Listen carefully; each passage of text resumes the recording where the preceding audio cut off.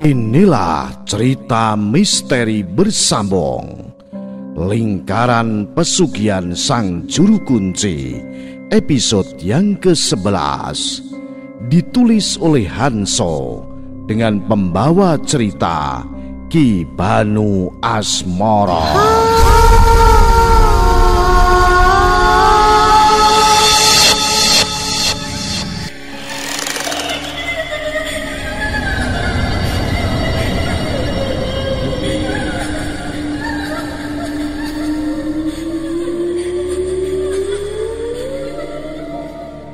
Ketika Yanto melepaskan tangannya, Yono seketika terkejut bukan main. Yono melihat Galang.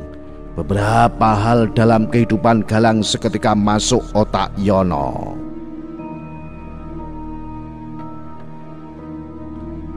"Apa ini Mas Yanto?" tanya Yono dengan terbata-bata. Beberapa saat Yono terdiam. Matanya terbelalak melihat ke Yanto sambil menunjuk. Galang Mas Yanto? Tubuh Galang? Mas Yanto di dalam tubuh Galang? Tanya Yono terbata-bata. Yanto cuma menjawab dengan menaruh jari telunjuk tangan kanannya ke bibirnya. "Shh, kita bahas lain kali."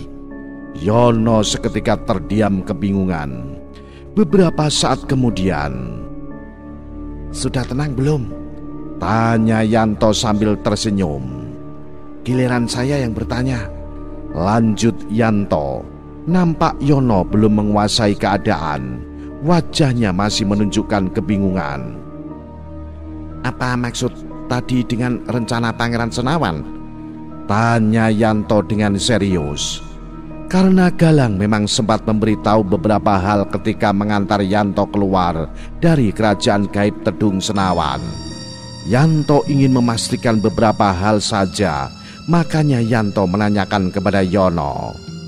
Yanto menilai Yono sebagai orang yang istimewa karena bisa melihat Galang dalam bentuk gaib.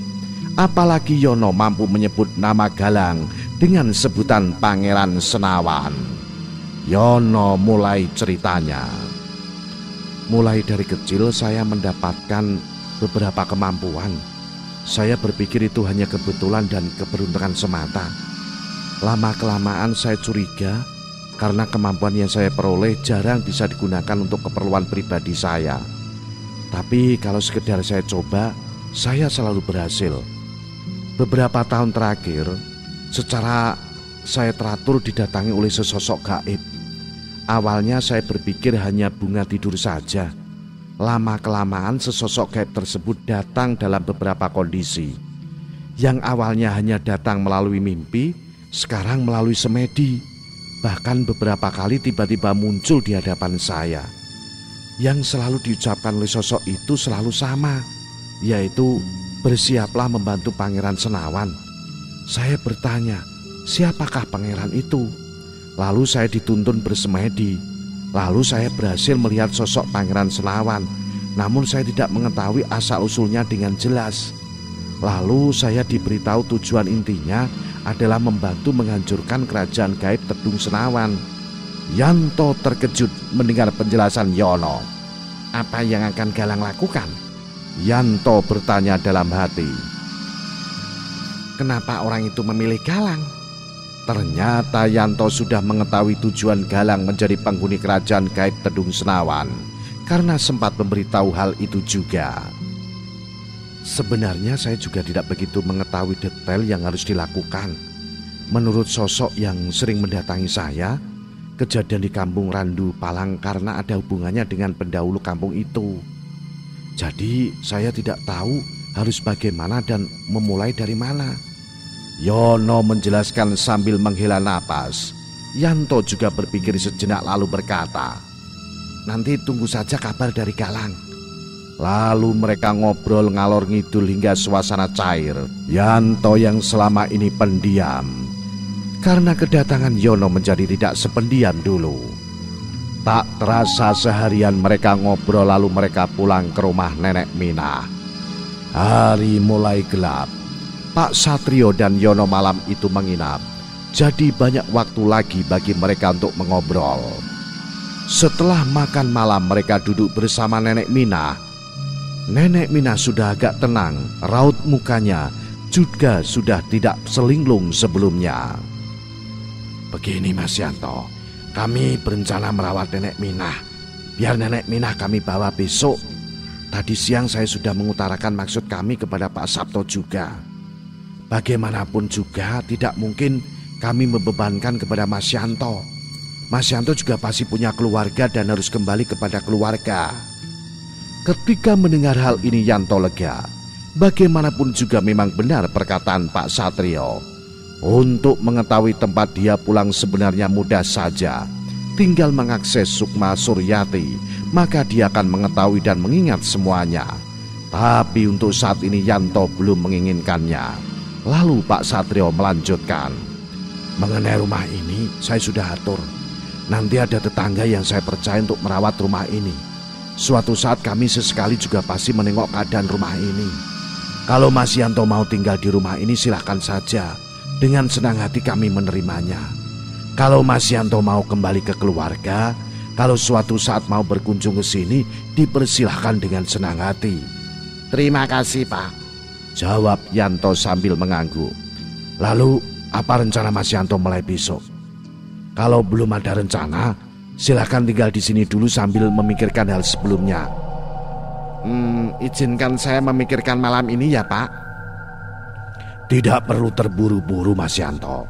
Mas Yanto sudah dianggap cucu sendiri oleh Nenek Minah. Juga sudah kami anggap keluarga sendiri. Tidak perlu merasa tidak enak hati. Kata-kata Pak Satrio membuat Yanto terharu. Terima kasih Pak, jawab Yanto tertunduk.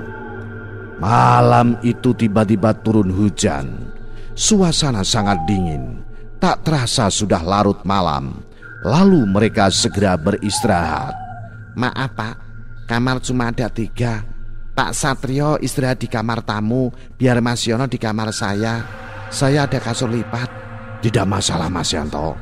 Kalau saya tidur di mana saja tak masalah Mas.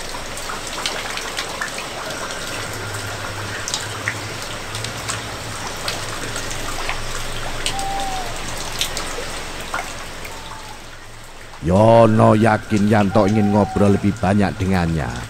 Makanya Yono mengiyakan perkataan Yanto. Benar saja dugaan Yono.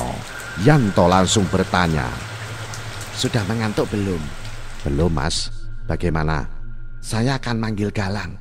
Sepertinya banyak hal yang belum kita ketahui.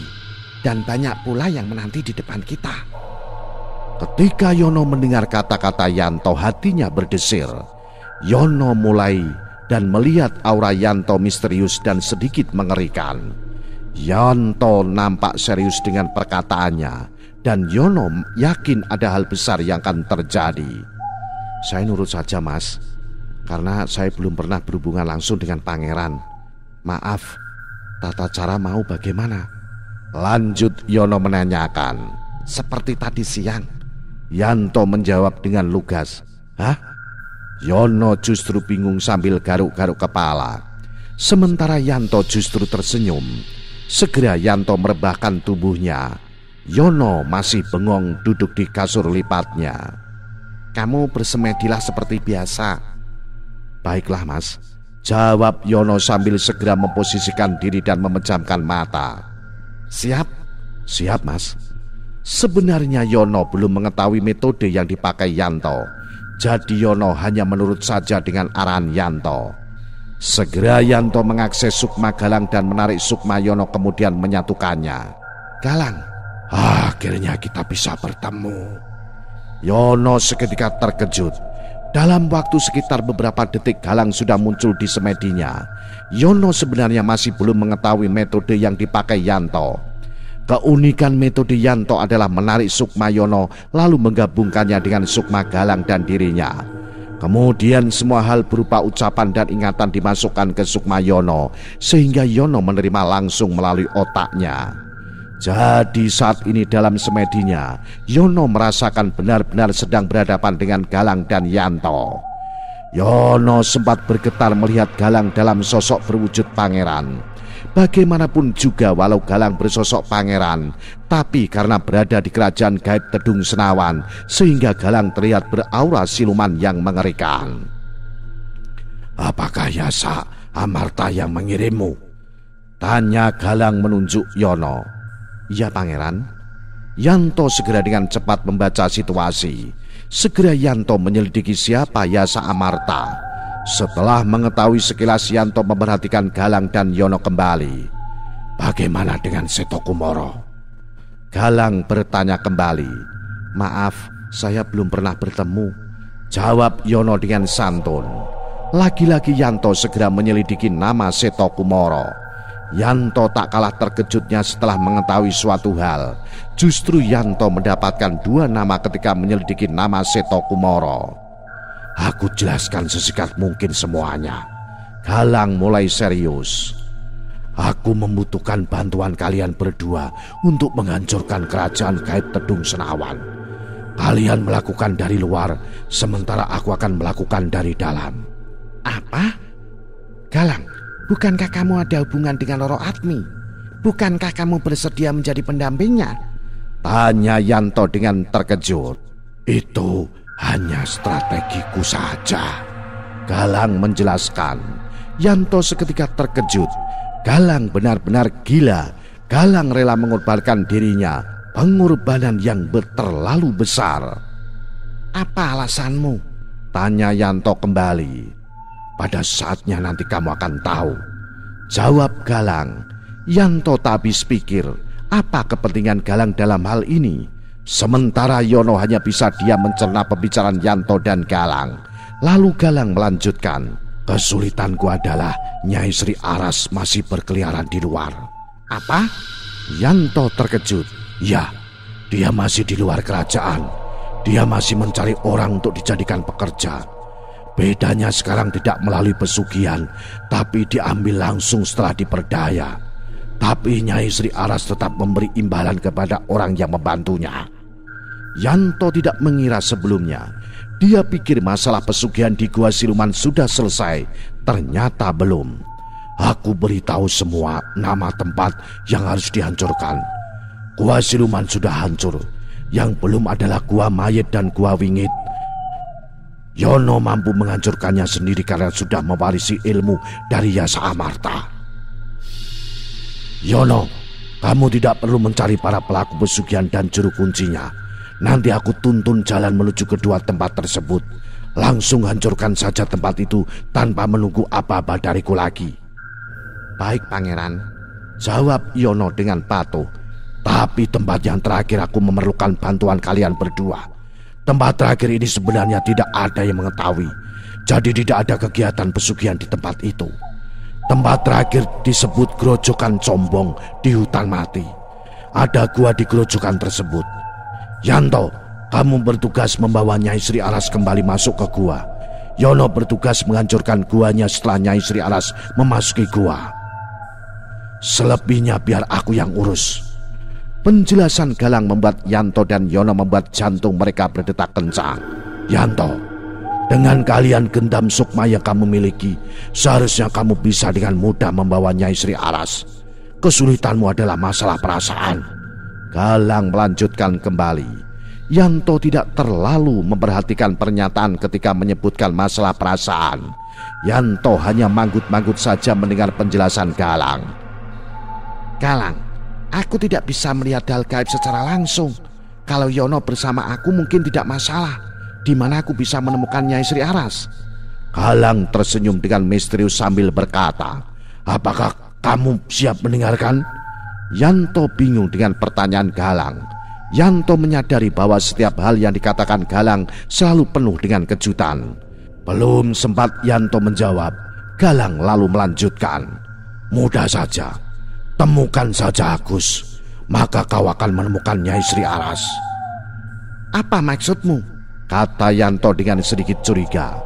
"Nyai Sri Aras saat ini dekat dengan Agus yang kau kenal. Nyai Sri Aras berada di tubuh mantan istrimu, Suryati," kata Galang dengan tegas. "Apa?" Yanto terkejut bukan main. Dia tidak percaya akan hal ini. Yanto hanya berpikir sebelumnya bahwa Suryati dalam bahaya karena dinikahi Agus. Yanto curiga Agus akan meneruskan kembali pesugihannya. Ternyata tidak sesederhana itu masalahnya. Sesaat Yanto tidak tahu apa yang akan dia lakukan.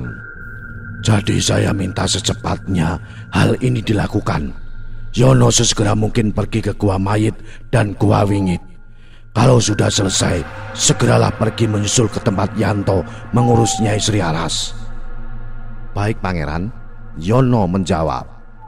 Pembicaraan kita sepertinya menguras energi kalian. Istirahatlah dulu kalian, kata Galang. Lalu seketika Galang membuat gerakan seperti menampar angin di depan wajah Yanto dan Yono. Setelah itu tiba-tiba hubungan sukma mereka terputus. Yanto dan Yono tidak tahu apa yang dilakukan Galang karena tiba-tiba keduanya tidak bisa menguasai diri mereka dan akhirnya tertidur.